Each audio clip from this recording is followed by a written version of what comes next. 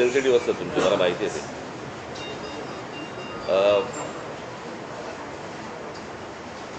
गेले काही दिवस जे विद्यार्थ्यांचं आंदोलन जे देशात सुरू आहे,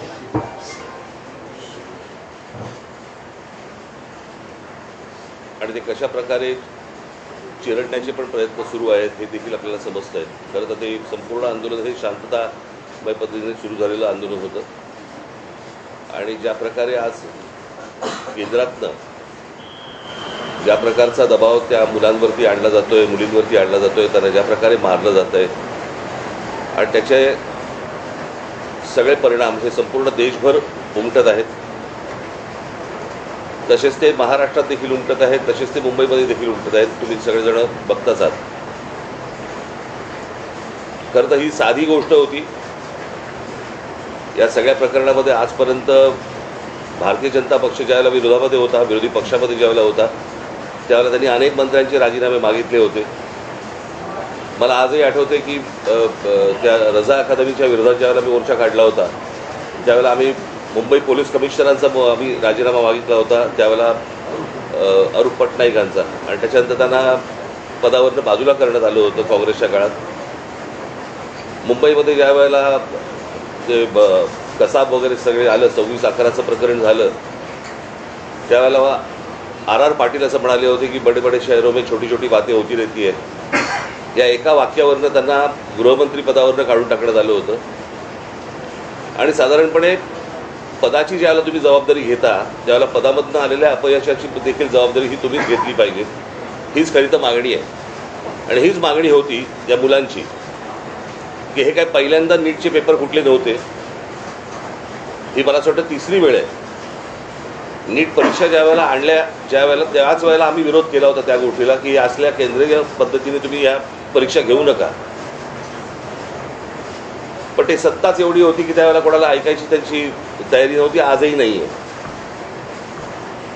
आणि आज प्रश्न असा आहे की आज राजीनामा धर्मेंद्र प्रधानांचा मागायला सुरुवात झाली होती, परंतु आता प्रश्न असा आहे की ज्या प्रकारे मुलांना मारलं गेलंय, आता हा प्रश्न प्रधानांपुरता मर्यादित न राहता पंतप्रधानापुरता पुढे गेलेला आहे.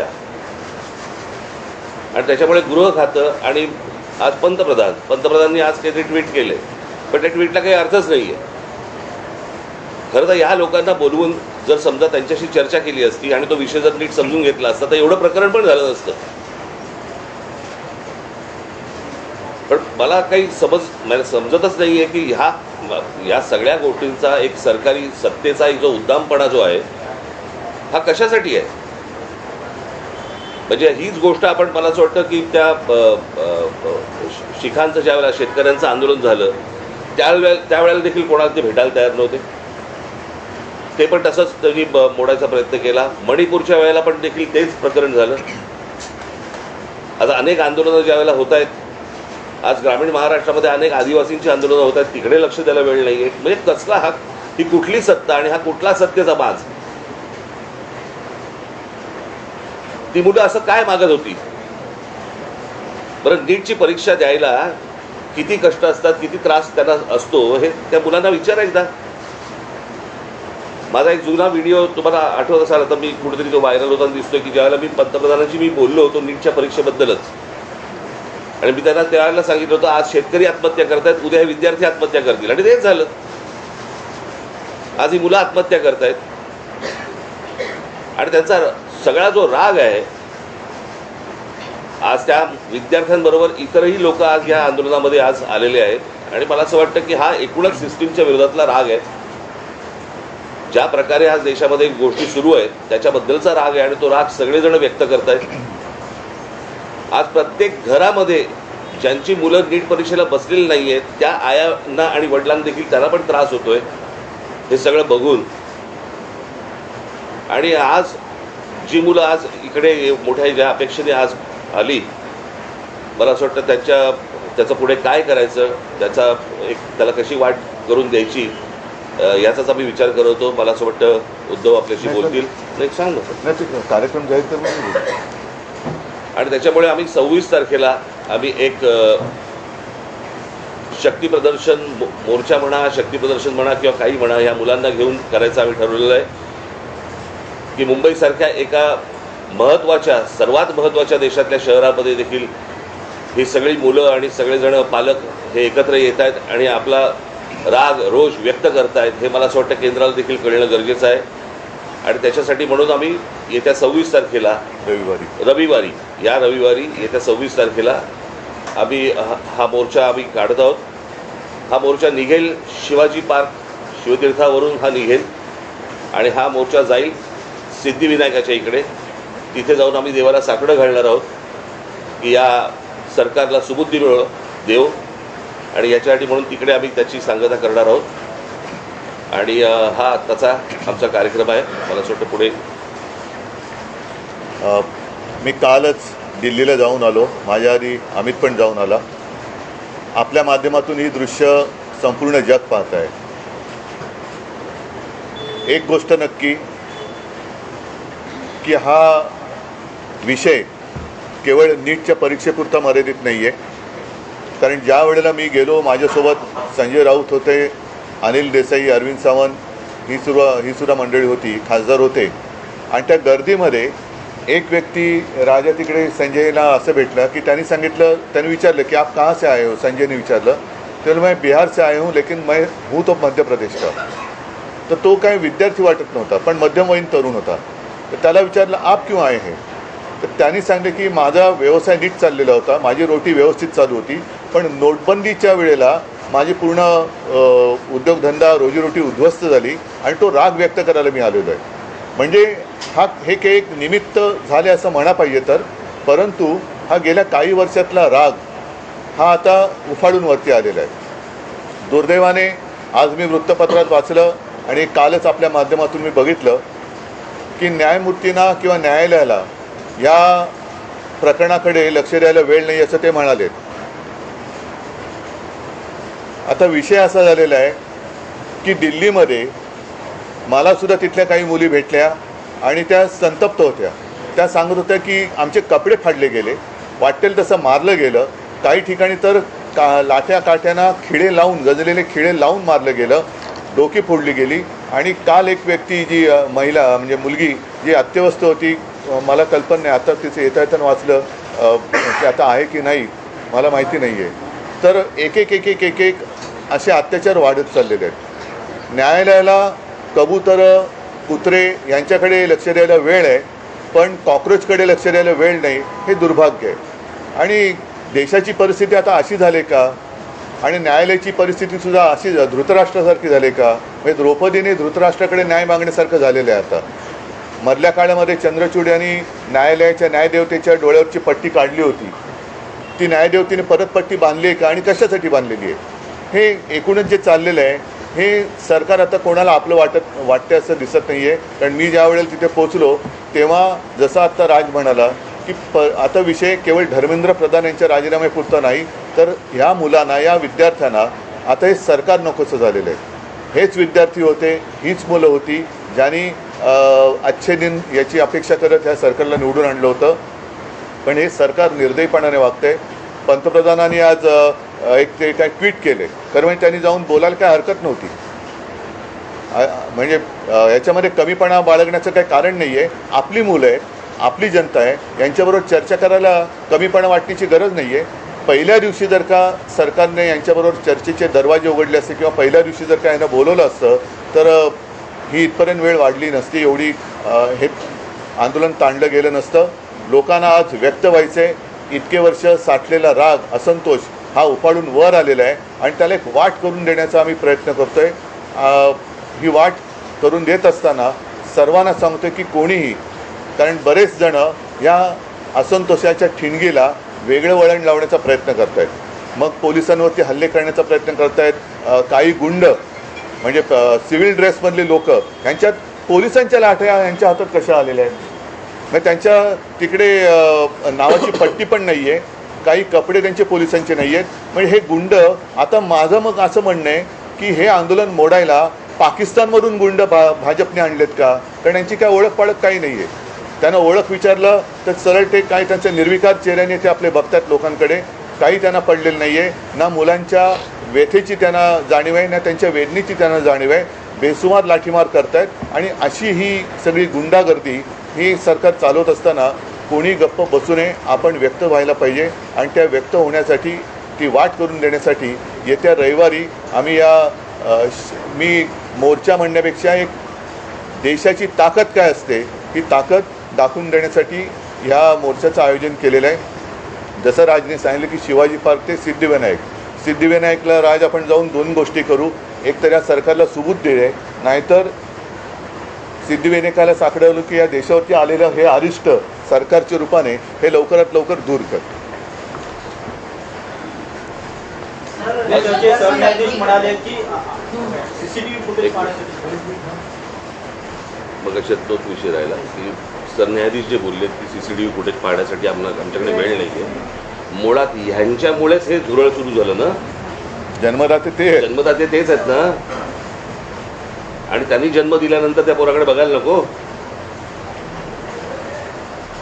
मी महाराष्ट्रामधले पोलीस ह्या सर्व आंदोलनकर्त्यांना चांगलं सहकार्य करत आहेत. काही त्रास देत नाही आहेत. काही गोष्टी झाल्यात. माझ्याकडे आता एक व्हिडिओ आला आहे. मला असं वाटतं की मी तो आता मुंबई पोलीस कमिशनरने देखील पाठवलेला आहे. एका टॅक्सीतनं मुलं चालली होती आणि ती मुलं चालली असताना टॅक्सीतनं नाही, पोलिसांच्या गाडीतून आणि तो पोलीस त्यांना सांगतोय त्या मुलांना की परत या एरियात जर दिसलात तर खिशामध्ये तुमच्या काय 5 ग्रॅमची पावडर टाकीन, 50 ग्रॅमची पावडर टाकीन, बरं का. म्हणजे पोलिसांकडे आता पावडर पण मिळायला लागली. पोलीस एजंट आहेत का पावडरवाले? हा पोलीस कोण ड्रग सप्लायर आहे का? हे कुठचे काय चाललंय मला कळतच नाही. मला खरं तर ही इतकी साधी गोष्ट होती. साधी म्हणजे म्हणण्यापेक्षा ही की बाबा पेपर फुटलेत, काय कोण ज्याची जबाबदारी आहे त्यांनी राजीनामा द्यावा आणि जे त्याच्यामध्ये असतील सामील झालेले असतील त्यांना अरेस्ट करावी. ज्या काही गोष्टी करायच्या त्या सगळ्या गोष्टी कराव्यात. परत हे होणार नाही याची शाश्वती द्यावी आणि त्याच्याशी चर्चा करावी. हे सगळं प्रकरण इथपर्यंत आलंच नसतं. बोला. यात एक प्रश्न असा आहे की नाही दिनेश एक मिनिट आज जे मोदींनी ट्विट केले का काय केले मला कल्पना नाही की दोषींना सोडणार नाही. तर ज्यांनी या मुलामुलींवरती निर्दयीपणाने लाठीमार केलेला आहे, ज्यांनी मुलींचे कपडे फाडलेत, जे पोलिसांच्या वेशात न येता जे गुंड तिकडे घुसलेत, या गुंडांना पकडून त्यांना सुद्धा कठोर शिक्षा करण्याची जबाबदारी मोदी घेत आहेत का? हे गुंड कोणी घुसवले होते? हे गुंड कोणी आणले होते? आणि राजरोज फिरतात त्यांचे पण व्हिडिओ आहेत. अगदी ती काठ्या बिठ्या आणि पोलिसांच्या लाठ्या त्यांच्या हातात कुठून आल्या? उद्धवजी, मुख्यमंत्री देवेंद्र फडणवीस आणि जे.पी. नड्डा जे भाजपचे केंद्रातले नेते आहेत ते असं म्हणतात की विरोधी पक्ष हा विद्यार्थ्यांच्या खांद्यावर बंदूक ठेवून या विषयाचं राजकारण करतात. भारतीय जनता पक्ष आजपर्यंत काय करत आलं? त्यांचा असाही दावा आहे की काँग्रेसच्या राजवटीतील अनेकदा पेपर फुटलेले आहेत. तेव्हाही आंदोलन झाली की, म्हणून तर बदललं ना सरकार. त्यावेळेलाही आंदोलन झाली, त्याच्यानंतर सरकार बदललं, ह्यांचं आलं. हे ते तसे आहेत म्हणून ह्यांना आणलं. हेही तसेच. म्हणजे ते सांगतात की सरकार बदला आणि विद्यार्थ्यांच्या खांद्यावरती बंदुका विरोधी पक्ष ठेवत असतील तर विद्यार्थ्यांच्या छातीवरती बंदुका तुम्ही का रोखता? नाही. आणि दुसरी गोष्ट, त्या अण्णाच्या टोप्या घालून कोण फिरत होते? त्यांचीच माणसं होती ना. अण्णांकडे एवढी माणसं नव्हती. आणि ह्याच्यामध्ये परत ह्यांनी काही चुका केल्या की त्याचं राजकारण नाही करायचं. आणि हे ज्यावेळेला विरोधी पक्षात जातात त्यावेळेला सगळ्या गोष्टींचं राजकारण करणार. पण शरद पवार काल पंतप्रधानांना भेटले. त्याला जंतर मंतर म्हणतात. तेच आहे की त्यांनी तुम्हाला काही कल्पना दिली आहे का? कारण नाही, मला असं वाटतं विषयाला आता फाटे फोडण्याची आवश्यकता नाहीये. आम्ही सगळेजण आम्ही नाही ऐका मला बोलू तर द्या. मला बोलू तर द्या. माझं म्हणणं काय आहे की जसं आज मी आणि राजा एकत्र एकत्र आलेलोच आहोत, त्याच्या आधी सुद्धा मी सगळ्यांना आवाहन केलेलं आहे की ज्यांना देशाच्या भविष्याविषयी चिंता आहे. म्हणजे मी तिकडे गेल्यानंतर सगळे भाषिक तिकडे होते, सर्व धर्मीय तिकडे होते, हिंदू होते, मुसलमान होते, सगळे होते. आता ज्यांना देशाचं, कारण हा देश जर का आपला आहे तर देशाच्या भविष्याची ज्यांना चिंता आहे त्यांनी पंतप्रधानांना भेटून त्यांची एक चिंता व्यक्त केली असेल तर मला माहिती नाही, तर नाही तर त्यांनी मुलांना भेटायचं, ते परवा तिकडे गेले होते. पंतप्रधानांनी आता मुलांना भेटण्याची गरज आहे. आणि नुसतंच असं जर का ढकलम गाडी चालणार असेल तर काय उपयोग नाही आहे. नाही आता आपण जे म्हणालात, आम्ही रविवारी मोर्चा जाहीर केलेला आहे, तर रविवारी जर का पवारसाहेब येत असतील, अगदी नरेंद्र मोदी येत असतील, देवेंद्र फडणवीस येत असतील, येऊ द्यात. म्हणजे विरोधी कशाला? एक फक्त विषय आहे की तुम्ही मोर्चाचं रूट सांगितलं, पण वेळ काय आहे, किती वाजता? सकाळी 10ची जमायची वेळ आहे, साधारणपणे 11:30 पर्यंत, 11, 11:30 पर्यंत निघू. आंदोलन जाहीर झालेलं आहे. जंतर मंतरवर पोलीस आपल्याला पाहायला मिळतात आणि मुंबईत देखील अनेक विद्यार्थ्यांना पोलिसांनी गाडीतून नेऊन पोलीस स्टेशनला वगैरे नेले. आपण स्वतः काल विद्यार्थ्यांनी आंदोलन जाहीर झाल्यानंतर आपल्या अनेक कार्यकर्त्यांना, नेत्यांना नोटीस जाऊ शकतात, विद्यार्थ्यांची धरपकड होऊ सवय आम्हाला, यासाठी सवय आम्हाला आमच्या. नाही, इकडे आता कळेल आता. म्हणून म्हटलं ना की विद्यार्थ्यांच्या बाजूने कोण आहे आणि विरोधात कोण आहे. आणि प्रश्न असा आहे ना की प्रश्न सोडवायचा आहे का चिघळवायचा आहे, हे मला असं वाटतं सरकारने बघावं. सर, आज वंचितनी महाराष्ट्र आणि देशबंदची हाक दिली आहे. 26 तारखेला तुम्ही आता मोर्चा काढणार आहात. प्रत्येक राजकीय पक्ष वेगवेगळ्या गोष्टी करण्यापेक्षा पहिली गोष्ट म्हणजे आता हे ते जाहीर करणारे आम्हाला माहीत नव्हतं, त्यांनी स्वतंत्रपणे जाहीर केलं ती गोष्ट, बरोबर आहे. आम्ही देखील जे काही, ज्याला मोर्चा म्हणा किंवा काही म्हणा, ह्या सगळ्या गोष्टी करताना तिथे आमचे राजकीय पक्षाचे झेंडे नसणार, कळलं का? तिथे जर कुठचे झेंडे असतील तर ते फक्त तिरंगे असतील, देशाचा झेंडा असेल, बाकी कुठचेही राजकीय पक्षाचे झेंडे त्या सगळ्या अख्यामध्ये कुठेही नसणार. आणि आत्ता उद्धव सांगतात त्याप्रमाणे काँग्रेसशी देखील बोलणं चालू आहे, ते देखील सहभागी. काल माझं बोलणं झालं, राहुलजींशी पण झालं, मग सपकाळांचा फोन आला होता आणि त्यांनी पण सांगितलं की आपण एकत्रितपणाने या गोष्टी करू. आता हे आम्ही परवाच्या मोर्चाची घोषणा तर केलेली आहे, आता त्यांनासुद्धा आम्ही सांगतो सगळ्यांनीच, अगदी पवारसाहेबांना असेल आणि भारतीय जनता पक्षातल्यांनासुद्धा, जे विद्यार्थ्यांचे खरे पालक आहेत, ज्यांना विद्यार्थ्यांबद्दल, तरुणांबद्दल चिंता आहे, आणि असे अनेक भाजपची लोक आहेत की त्यांना आता असं वाटते की आपण भाजपचे समर्थक राहून गुन्हा केला, ते सगळेजण या मोर्चात सहभागी होऊ शकतात. आणि मला असं वाटतं एकच मिनटं, आणि मला असं वाटतं विद्यार्थ्यांबरोबर आवाहन करीन की पालकांनी देखील याच्यामध्ये सामील व्हावं. फोन केलं, फोनवर बोलू. नाही, एक तर काय झालं, मी तिकडे रात्री पोचलो त्यावेळेला त्यांचं आंदोलन नुकतंच संपलं होतं आणि त्यांना मला वाटतं ते कुठलं छत्रसाल स्टेडियम तिकडे नेलं होतं.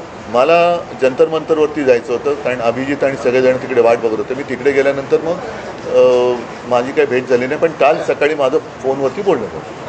भविष्यामध्ये आपण जंतर मंतरवर विद्यार्थ्यांशी थेट संवाद जाण्यासाठी जाणार आहात? अरे मी आत्ताच गेलो असतो, माझी तब्येत बरी नव्हती. नाही, दुसरा मुद्दा काय माहिती आहे ना, जंतर मंतरवरती एक केंद्रबिंदू झालेला आहे, पण हे आता पूर्ण देशाची भावना आहे. म्हणून मी जे म्हटलं ना की एक राष्ट्र एक भावना, जो जिथे जिथे आहे तिथे त्यांनी या गोष्टीचा विरोध व्यक्त केला पाहिजे. सगळेजण काही जंतर मंतरवरती पोहोचू शकतात, जाऊ शकतात आणि जाण्याची गरज आहे असं मला वाटत नाही. आज ग्रामीण भागात सुद्धा आंदोलनं होत आहेत, राज्यातल्या आणि देशातल्या अनेक शहरांमध्ये ही आंदोलनं होत आहेत. विद्यार्थी झुंडीच्या झुंडीने बाहेर पडत आहेत. आणि कालच एक मी व्हिज्युअल बघितलं की एक तरुणी त्या पोलिसांच्या गाडीसमोर एकटी उभी राहिली होती, इथेच बाजूला. ही तरुणांची ताकद आहे.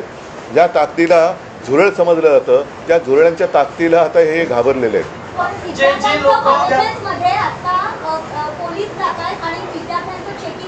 कुठे?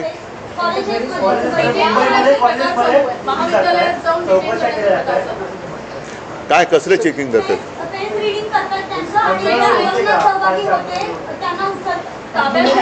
त्यांना काही तासासाठी डिटेन करतात आणि सोडतायत, कोणी घाबरत नाही. पण त्यांना काल पण आम्ही पाहिलं, काल मी आणि अमितच गेलेलो होतो पोलीस. आता देश भीतीच्या पलीकडे गेलेला आहे. आणि काल सुद्धा मी तिथे ज्यांना भेटलो ना, एक तो तुमच्याच माध्यमातून बघितलं, तो एक मुलगा उभा आहे ना, मारो मारो मारो, तो नागपूरचा मुलगा आहे. तो भेटला मला, तो काय करतील मारून मारून, काय करतील. आणि असं जगून तरी काय फायदा. म्हणजे हे लोक आता त्या भीतीच्या पलीकडे गेले.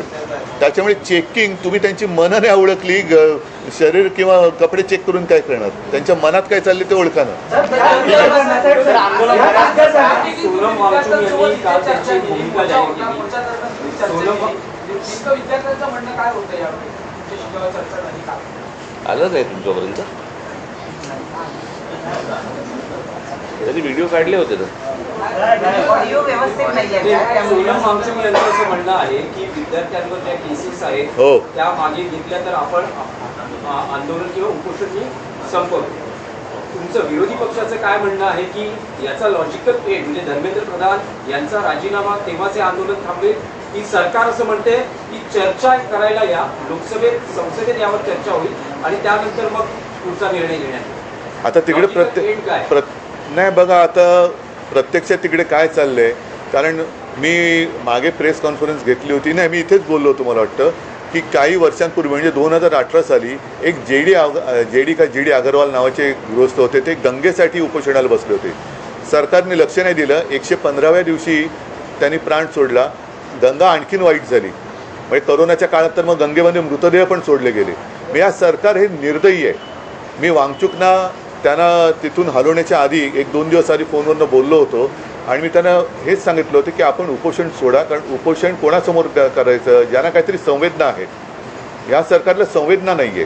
त्याच्यामुळे त्यांना असं वाटतं की अशी लोकं गेलेली बरी, म्हणजे एकदा काय ते सगळं स्मशान शांतता होऊ द्या. पण तसं दिसत नाही आहे. अनेक जण आता प्रत्येकाच्या मनामध्ये ही ठिणगी पेटलेली आहे. त्याच्यात तुमचा जो विषय आहे की धर्मेंद्र प्रधान, शेवटी मग जबाबदारी कोणाची आहे? जे जबाबदार आहेत त्यांना सोडणार नाही, मग धर्मेंद्र प्रधान पहिले जबाबदार आहेत, त्यांना का सोडताय? आणि धर्मेंद्र प्रधान पण कोणी एकेकाळी पेपर फुटीच्या विरुद्ध रस्त्यावर उतरले होते असं म्हणतात, जे आता विद्यार्थ्यांचं नशीब फोडतायत. तुम्हाला काय वाटतं की चर्चेतून, सरकार म्हणते चर्चेला या, यातून मार्ग काढू, तुम्हाला असं वाटतं की चर्चेतून मार्ग हे सुरुवातीला करायला पाहिजे होतं ना. हीच गोष्ट उपोषणही झालं नसतं, लाठीचार्ज झाला नसता, मुलांनी मार नसता खाल्ला. काय झालंय आता, घराघरामध्ये हे सगळं पोहोचलेलं आहे आंदोलन. त्याच्यामुळे सरकार आता बॅकफूटवरती गेलं आणि म्हणून आता ते सांगतात की आमच्याशी चर्चा करायला या म्हणून. कळलं का? ज्यावेळेला शिखांनी, ज्यावेळेला त्या शेतकऱ्यांनी, ज्यावेळेला पंजाबच्या शेतकऱ्यांनी, हरियाणाच्या शेतकऱ्यांनी ज्यावेळेला मोर्चा काढला होता, त्यावेळेला काय नाही रे बोलवलं? कारण तो प्रत्येक घरातला, देशातला नव्हता विषय. आत्ता त्यांना अंदाज आला या सगळ्या गोष्टींचा, त्यांच्याकडे पण यंत्रणा आहेच त्यांच्याकडे, की अंदाज आला की हे घराघरात पोहोचले आणि घराघरात पेटलंय. म्हणून आता बोलतात की आमच्याशी चर्चा करायला या. मणिपूरच्या प्रकरणात, त्या शिखांच्या प्रकरणामध्ये काही ट्विट केल्याचं आढळलं का पंतप्रधानांनी?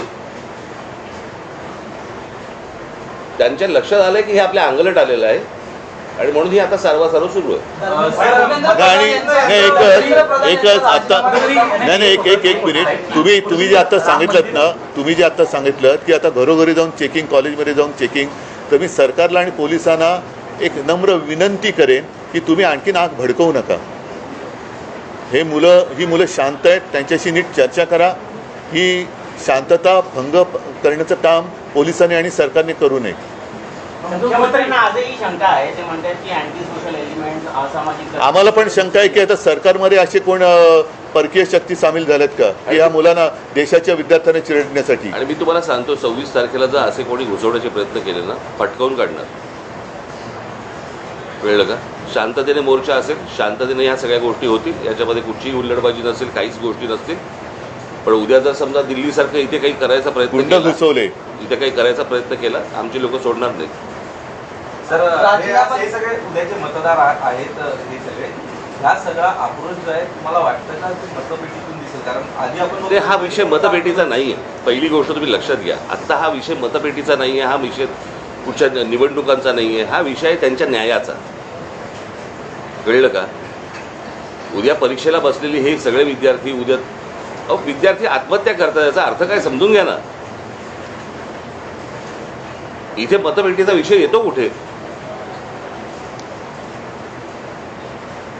पण ज्या प्रकारचा देशामध्ये सत्ता राबवली जाते त्याच्या विरुद्धचा राग हा मला असं वाटतं प्रत्येक राज्यांमधून बाहेर येतोय. ही सर्वात महत्त्वाची गोष्ट आहे. नाही, पण असं पीएमच्या निवासस्थानी आंदोलन निवासस्थानी आंदोलन झालं. एकनाथ शिंदे असं म्हणतात की त्या घातपात द्यायचा जाऊ दे त्यांची कुवत हे बघा, त्यांच्या विरुद्ध हे बघा त्या आंदोलनाची तुलना अतिरेक्यांशी केली. त्यांच्या बरोबर तुम्ही त्यांच्या विरोधात काही बोललात की तुम्ही देशद्रोही असता, अँटी नॅशनल नाही, असता. कोणी केली अरे जाऊ दे रे, त्यांची कुवत आहे का? चल आम्ही हिंदी में ये दोनों बात करेंगे. हिंदी इंग्लिश में ये दोनों बात